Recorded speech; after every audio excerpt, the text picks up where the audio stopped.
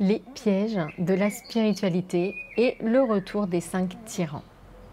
Bonjour à toutes et à tous, je suis Mylène Muller, la créatrice de cette chaîne. Je suis coach, formatrice et exploratrice de l'être. Je passe beaucoup de temps d'introspection, beaucoup de temps accompagnée, beaucoup de temps à transmettre aussi ce que je comprends, ce que je vibre, ce que je ressens de nos cheminements personnels et spirituels.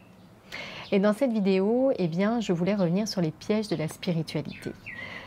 Et en travaillant sur ces pièges de la spiritualité, je me suis aperçue que vous connaissez probablement les 5 tyrans, les 5 messages tyrans, qui sont les 5, on va dire, ensemble de croyances, de messages qui nous plombent vraiment de manière inconsciente dans l'invisible, mais qui sont comme des réseaux de croyances qui impactent en fait très fortement notre réalité, nos pensées, nos émotions, notre énergie, notre corps, nos paroles, nos actions, et donc qui, de manière invisible, un peu on va dire incolore, viennent en réalité avoir un impact très très fort sur ce qu'on expérimente au quotidien. Et donc je me suis aperçue que ces 5 messages tyrans, en réalité, quand on chemine dans notre développement personnel et spirituel notamment, ils vont en fait refaire surface, ces tyrans, sous une forme un petit peu différente.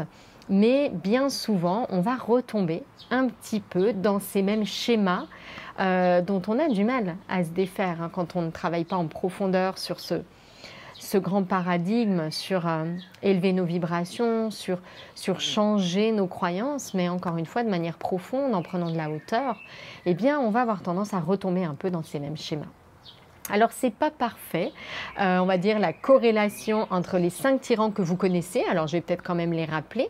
Ces 5 messages tyrans, en espérant ne pas en oublier, c'est « Sois gentil, fais plaisir aux autres »,« Dépêche-toi, tu n'as pas le temps »,« Sois parfaite pour être aimée »,« La vie c'est difficile, il faut travailler dur pour avancer », et puis le dernier c'est « Ne pleure pas, sois forte, ne montre pas tes faiblesses ».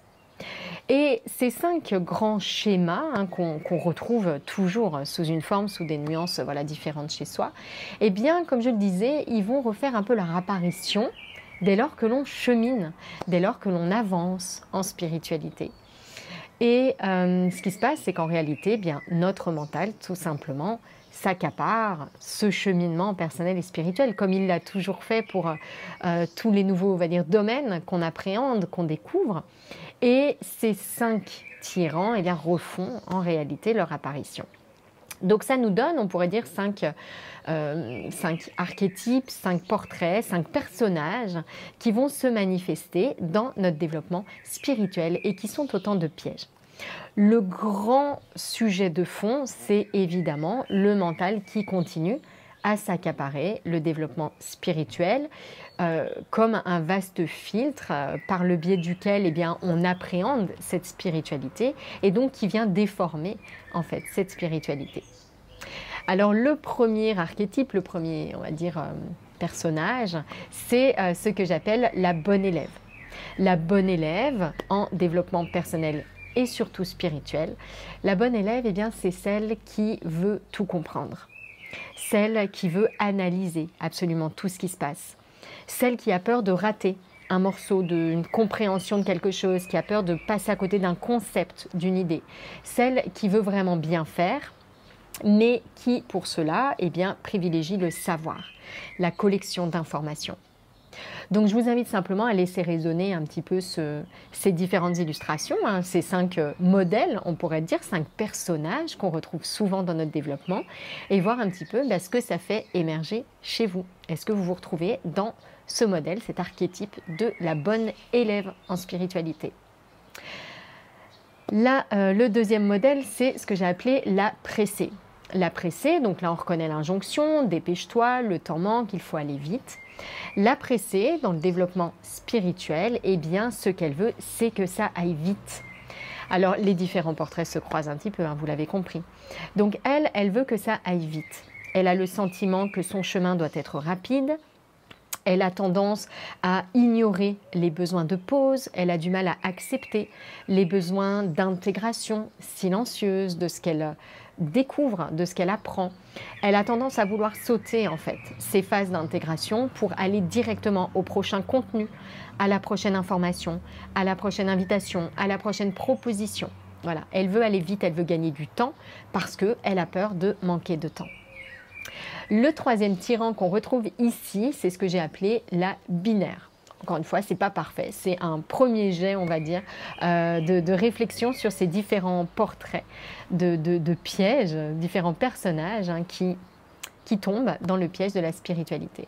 La binaire, qu'est-ce qu'elle fait? Elle continue à classer.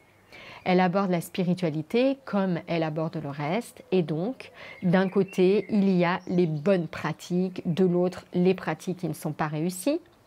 Il y a les bonnes méditations et les mauvaises, il y a les moments où on avance, elle a le sentiment d'avancer parce qu'elle réussit a priori quelque chose selon ses critères, et puis elle a le sentiment de reculer quand par contre elle va ressentir quelque chose d'inconfortable. La binaire, elle classe beaucoup également les émotions. Alors, même si elle a le sentiment d'avoir compris qu'il ne faut pas se séparer, qu'il ne faut pas juger, qu'il ne faut pas classer, elle a tendance dans les ressentis, dans, on va dire, le cheminement, en réalité, à retomber dans ces schémas-là. Et donc pour elle, d'un côté, il y a ce qui est confortable, qui marque une avancée, qui marque une progression, qui est son moi profond, et ce qui n'est pas confortable, qui marque un échec, on pourrait dire, une erreur, un temps de recul, une mauvaise voie, un mauvais chemin. Et en général, tout ce qui est inconfortable, elle l'associe à l'ego. Tout ce qui est positif, c'est moi. Tout ce qui n'est pas positif, c'est négatif et c'est l'ego. Elle fait autre chose également, la binaire, c'est de privilégier tout ce qui est lumineux, tout ce qui est lumière, avoir plus de mal en revanche à accueillir les zones d'ombre dans ce chemin de lumière, et autre difficulté à relier lumière et matière. Ça peut être par exemple une tendance à vibrer très fort en méditation, dans des temps de pratique, etc. Mais dès lors qu'il faut incarner dans la matière qui elle est, et bien là, ça devient plus difficile. Et elle a du mal à faire le pont entre les deux. Elle a tendance à juger que les moments où elle vibre de très belles choses, elle est reliée à la lumière, et ensuite eh bien, il y a les temps de travail ordinaires qu'elle met un petit peu à part. Donc vous voyez, la binaire, elle a vraiment cette tendance à classer les choses, à juger, à hiérarchiser les choses, et son développement spirituel, eh bien, elle fait exactement pareil. Quatrième portrait, on pourrait dire la parfaite. La parfaite, c'est le schéma de cette grande injonction qu'on a tous, toutes plus ou moins reçue, à savoir, sois parfaite pour être aimée. Tu dois être parfaite, tu dois faire telle ou telle chose de la manière la plus parfaite possible pour avoir une chance d'être aimée. Et donc la parfaite, eh bien, elle va aborder son développement spirituel un peu de la même façon, avec ce même filtre. Et qu'est-ce qui va se passer? Être parfaite pour être aimée, ça va être déjà cette tendance, encore une fois, à n'aimer que ce qui est beau, et donc à délaisser ce qui n'est pas beau, à ne pas voir que nos souffrances sont notre chemin, à ne pas voir que nos émotions ne sont pas là pour nous empêcher d'être qui nous sommes, mais au contraire pour nous permettre d'accéder à qui nous sommes. Donc ça, c'est la première tendance de la parfaite.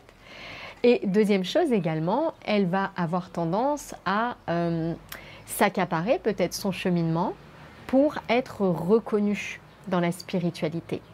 Donc peut-être une tendance à vouloir avoir un rôle plus important que les autres, à vouloir avoir une place très spéciale, pas du point de vue de l'âme, à savoir chaque personne est unique, chaque personne a quelque chose à briller, mais par besoin de reconnaissance, besoin de se sentir utile, besoin de sentir qu'elle fait des choses particulières, comme si elle avait besoin de cela pour être aimée. Donc ça, c'est vraiment une façon qu'a la parfaite, eh bien de récupérer quelque part, par le filtre du mental, ce développement spirituel. Le dernier portrait que j'ai identifié, c'est ce que j'appellerais la sérieuse. La sérieuse, eh bien, ça vient de cette grande injonction. La vie, c'est dur, il faut souffrir, il faut travailler dur, etc. Et la sérieuse, eh bien, elle va aborder son développement spirituel de la même façon que le reste. à savoir avec l'impression que le chemin est difficile. On voit souvent l'idée d'une montagne à gravir, c'est compliqué à monter, c'est plein de souffrances qui remontent, etc. Elle va l'aborder aussi parfois avec beaucoup de sérieux, en rejoignant ici un petit peu la bonne élève, qui veut du coup apprendre plein de choses, aller toujours plus vite, toujours plus loin, etc. Et oublier que ce chemin et que dans ces grandes facettes de notre nature, il y a l'amusement, il y a la joie, que ça fait vraiment partie de, encore une fois, des nuances de notre nature. Et donc, elle va avoir tendance peut-être à délaisser cet enfant intérieur, cette joie, cet amusement, cet émerveillement qui ont leur place pour privilégier encore une fois cet apprentissage un petit peu sérieux de qui elle est.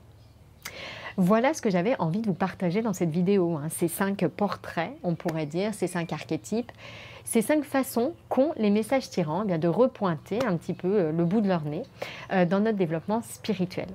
Je vous invite encore une fois à prendre note de ces différents portraits et à voir ce que ça soulève en vous, comment ça fait écho dans votre développement spirituel. Je vous souhaite une très belle journée, merci pour votre attention. N'hésitez pas à me faire un petit retour de cette vidéo si vous avez d'autres questions également à ce sujet.